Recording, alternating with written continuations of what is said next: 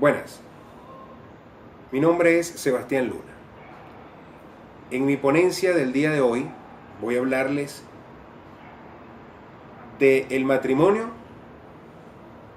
y de lo que es la unión estable de hecho. Para entrar en detalle, debemos de tener un concepto de lo que es o viene siendo el matrimonio. Nos encontramos con conceptos de grandes juristas del mundo, como Scritch y como lo es también Ruggieri. Cuando hablamos de Scritch, él ve el matrimonio como una sociedad legítimamente constituida por el hombre y la mujer que se unen con un vínculo insoluble para perpetuar la especie, ayudarse a llevar el peso de la vida y participar de la misma suerte. También tenemos el concepto de Ruggiero, que ya viene siendo un poco más distinto, a pesar de que también se ve ve el matrimonio como una sociedad. En el caso de Ruggiero lo ve como más a profundidad, ya que incluso hace mención de la parte sentimental y de lo que es la parte de lo que es la alma. Ruggiero ve el matrimonio como una sociedad conyugal de unión no solo de cuerpos, sino de almas, que tiene carácter de permanencia y de perpetuidad, que se origina en el amor y se consolida en el efecto sereno que excluye la pasión desordenada y la mera atracción sexual. Como bien le estaba mencionando, va un poco más a lo que es la profundidad, la parte sentimental dentro de lo que es el concepto del matrimonio. Ahora bien, nuestro Código Civil venezolano no define la palabra matrimonio como tal, pero sí se limita a señalar en su artículo 44 que no puede contraerse sino entre solo un hombre y una mujer. Esa parte sí aparece en nuestro Código Civil venezolano. De estos diversos conceptos, podemos notar que prevalece un concepto de matrimonio de dos elementos esenciales para la institución. Uno, el concepto en la parte física, o sea, en la conjunción o en la unión corporal del hombre y de la mujer, y el otro, que viene siendo uno moral o espiritual, que es la intención de unirse para toda la vida, ayudarse mutuamente y criar a los descendientes.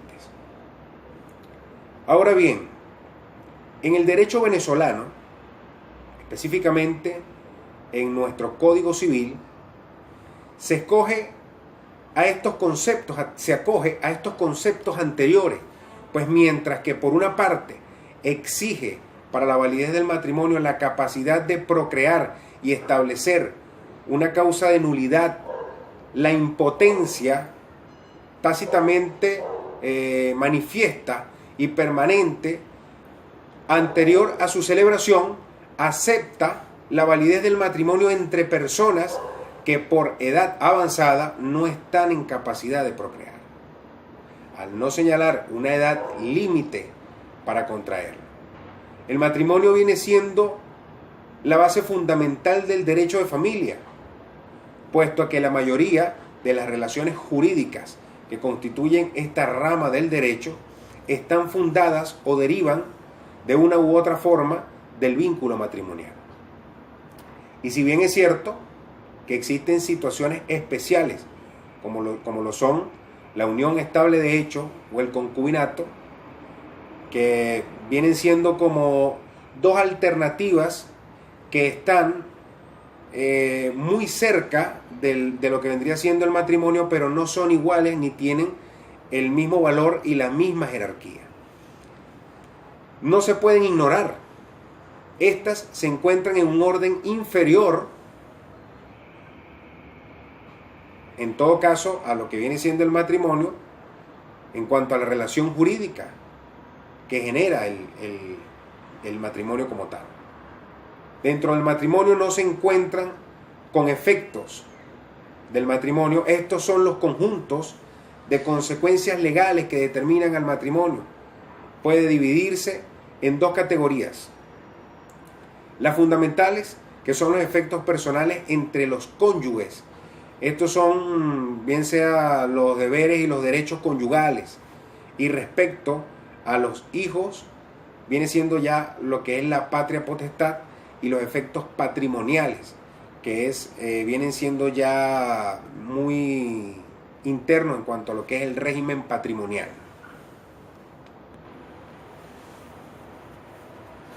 Ahora bien, para contraer matrimonio deben cumplirse con ciertos requisitos. El número 1, debe existir una promesa de futuro matrimonio que debe ser expresa. 2, será pura y simple, no debe estar sometida a condiciones ni a términos. 3, el consentimiento tiene que ser exento de vicios. 4, no exige formalidad especial. Puede hacerse tanto verbalmente como puede hacerse también por escrito. En este caso, por documento privado o público. En este orden de ideas nos encontramos con los requisitos de fondo para que se pueda celebrar válidamente el matrimonio, que son los siguientes. El primero viene siendo la diversidad de sexos. Como bien lo mencioné hace unos minutos, se establece en el artículo 44 del Código Civil venezolano que el matrimonio no puede contraerse sino solo entre un hombre y una sola mujer, con el cual deja establecido el principio natural de la diversidad de sexos, lo que resulta lógico si se tiene en cuenta que el fin primario del matrimonio es la reproducción de la especie, es la procreación, como también lo había mencionado anteriormente. 2. La capacidad. Quien pretenda contraer matrimonio debe encontrarse en condiciones mentales o psíquicas tales que le permitan discernir el alcance y el contenido del acto a realizar, así como poseer también las condiciones físicas y fisiológicas necesarias para poder realizar normalmente la unión con una persona del sexo opuesto. De ahí que tanto la ley como la doctrina hayan establecido que solo es capaz para contraer válidamente matrimonio cuando se tiene suficiente discernimiento, cordura, madurez sexual y facultades físicas óptimas para poder abordar esta unión.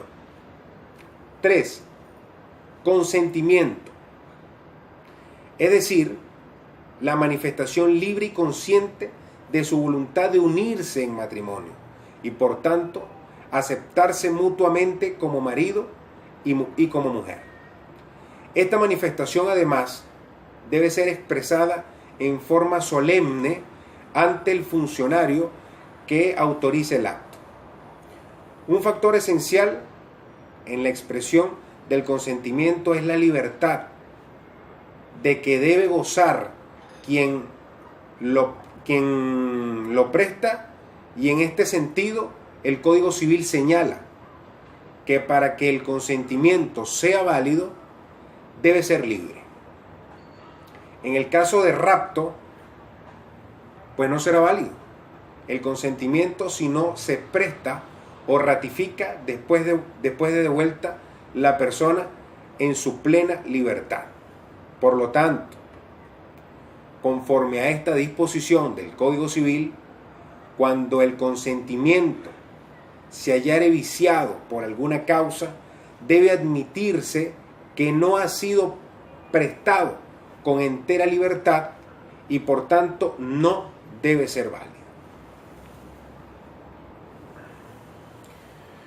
Luego de haberles hablado y entrado en profundidad en cuanto a lo que es el matrimonio, ahora vamos a continuar nuestra ponencia ya hablando de lo que es la unión estable de hecho, que la hemos mencionado incluso en anteriores ocasiones.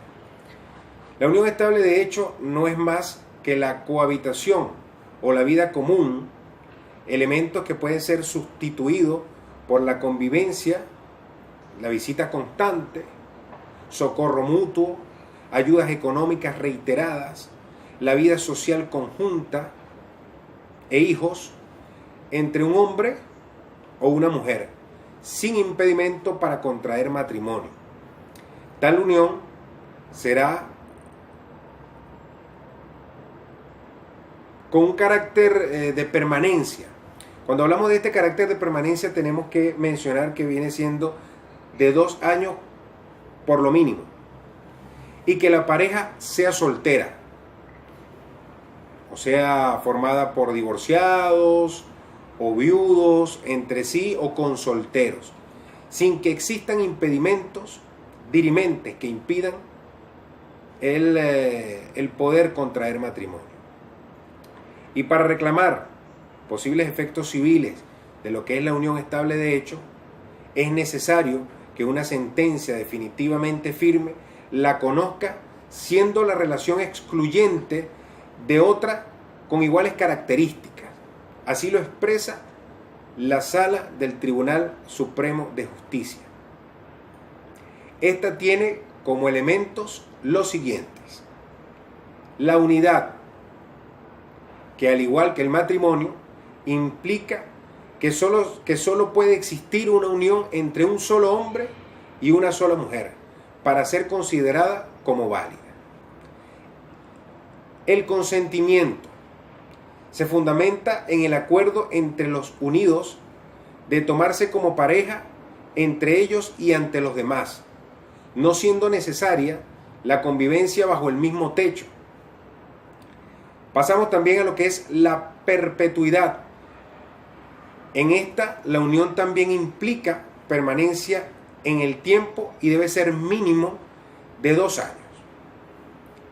La formalidad en este caso no está sujeta a formas legales, solo que aquel que alegue debe probarlo y ha de ser declarado o reconocido, pero para que surta efectos debe ser mediante una sentencia definitivamente firme.